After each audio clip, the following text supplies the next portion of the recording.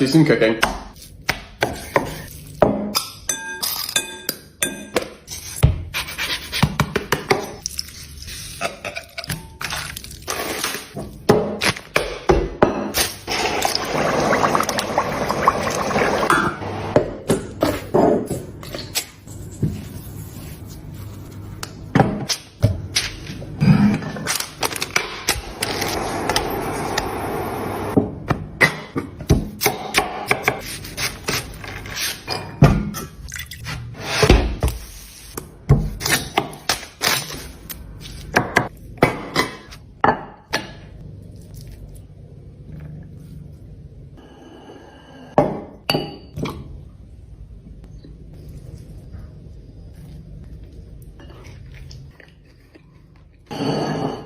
It's taken me years now to come out with a birria taco recipe, but it is the most popular recipe in the cookbook for a reason. Now, this is the lazy girl version of making it in an Instant Pot. It saves so much time, but still has all the flavor. We're gonna start off by toasting our chilies, spices, and garlic cloves until aromatic, and then we're gonna add that to a bowl with some tomatoes and onions, cover in hot water until softened, and blend until you have a salsa just like that. Then we're gonna take a big piece of chuck roast, cut it into sections, and generously season with salt and pepper. Then set your Instant Pot to saute, add a little bit of oil, and sear each section on all sides until beautifully golden brown. Then add the salsa into the Instant Pot along with some ginger paste, vinegar, chili powder, coriander, cumin, cinnamon, a can of adobo paste, lots of water, Worcestershire sauce, and salt. Cook that on high pressure for about 45 minutes, and once it's done, it's literally just gonna tear apart when you touch it with your hands. Finally, for the best part, we turn it into tacos, so skim the fat, dip the tortillas in that, and then add the Oaxaca cheese and the beef and cook the tacos on both sides until beautifully crispy. Now we just enjoy.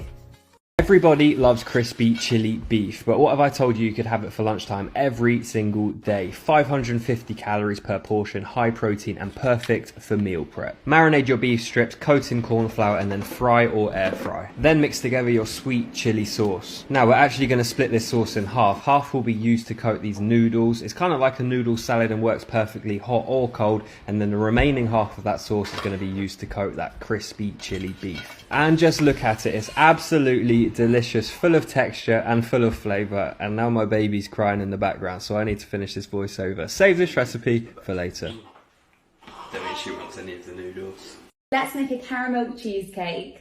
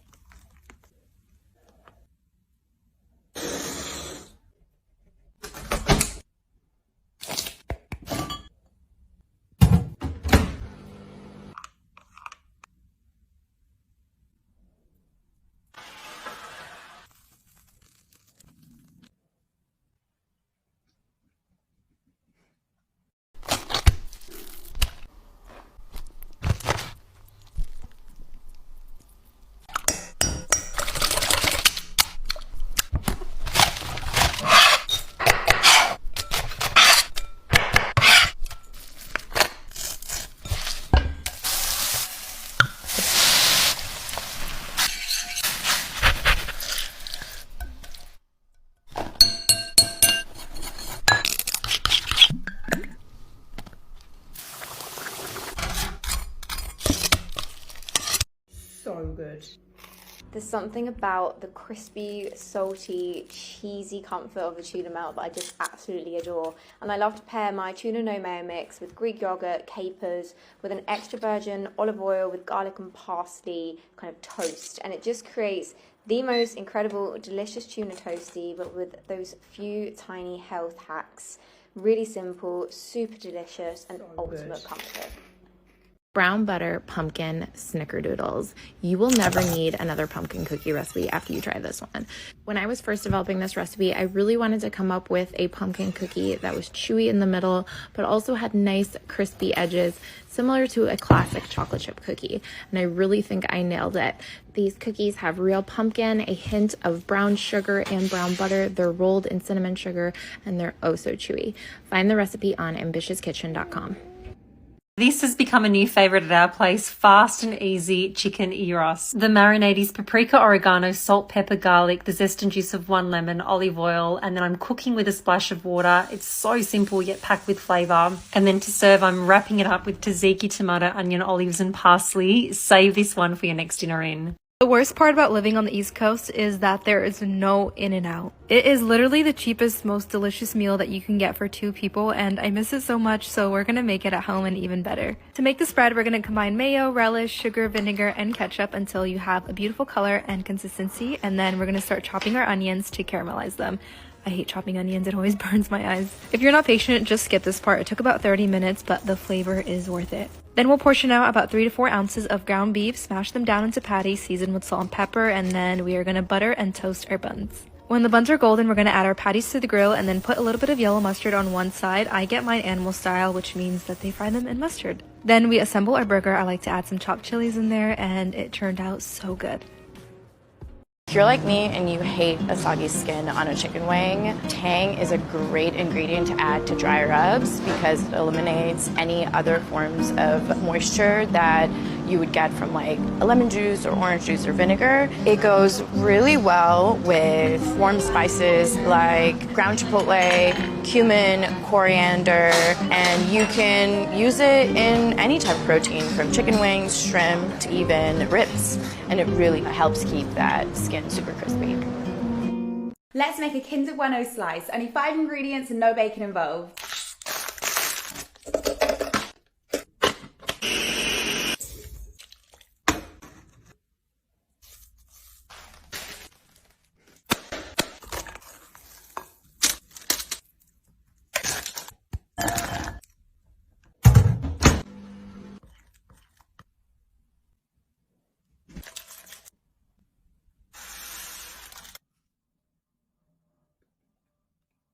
This is my gorgeous mini salmon en croûtes with a healthy, creamy leek and garlic sauce. This dish is really close to my heart because my mum always used to make me it if I was ever feeling sad or upset.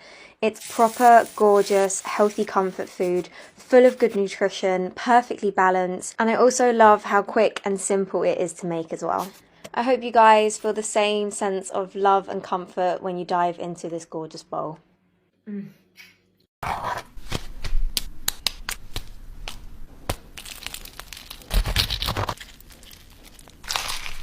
That is good. So good. Oh, the flavors, next level.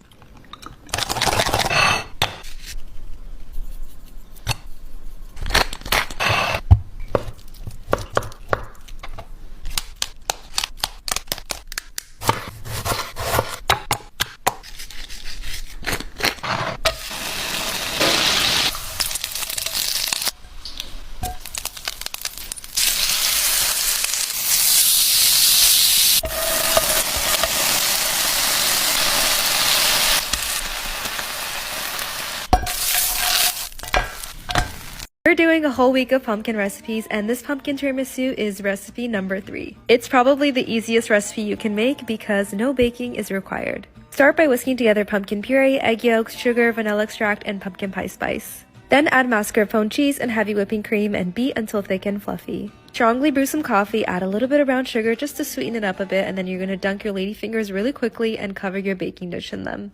Add about half of the filling or less and spread on top depending on how thick or thin a layer of cream you want. Then add another layer of the coffee-soaked ladyfingers and more of the pumpkin mascarpone filling. Then you'll cover and pop in the fridge to chill for at least 3 or 4 hours, but overnight is preferred.